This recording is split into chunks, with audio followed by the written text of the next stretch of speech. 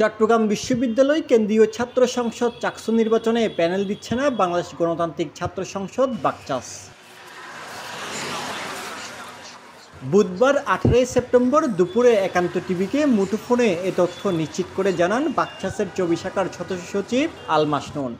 আমরা taxi election বর্জন করছি না, আমরা ট্যাক্সি ইলেকশন করছি, তবে আমাদের পলিটিক্যাল আপাতত কোনো সংগঠনের জেনারে কোনো প্যানেল দেওয়ার আগ্রহ নাই। এটা হচ্ছে আপাতত আমাদের সিদ্ধান্ত। দলের পক্ষ থেকে স্বতন্ত্রদের সহযোগিতা করা হবে কিনা এই বিষয়ে জানতে চাইলে তিনি বলেন, হ্যাঁ, যারা যারা করতে চায় তাদেরকে আমরা বলেছি মনোনয়ন ফর্ম নিতে, সবাই নিয়েছে। স্বতন্ত্র করলে করবে বা যাই করবো, আমরা একটা ডিসিশন জানাবো পরবর্তীতে। বাংলাদেশ গণতান্ত্রিক ছাত্র সংসদ ছাড়াও এখনও প্যানেল ঘোষণা করেনি ছাত্রদল ও ছাত্র শিবির। আজ সংগঠন দুটি তাদের প্যানেল ঘোষণার কথা থাকলেও মনোনয়নপত্র সংগ্রহ ও জমা দেওয়ার সময় একদিন বাড়ানোর সিদ্ধান্ত হওয়ার পর আগামীকাল 19 সেপ্টেম্বর তাদের প্যানেল ঘোষণার কথা রয়েছে।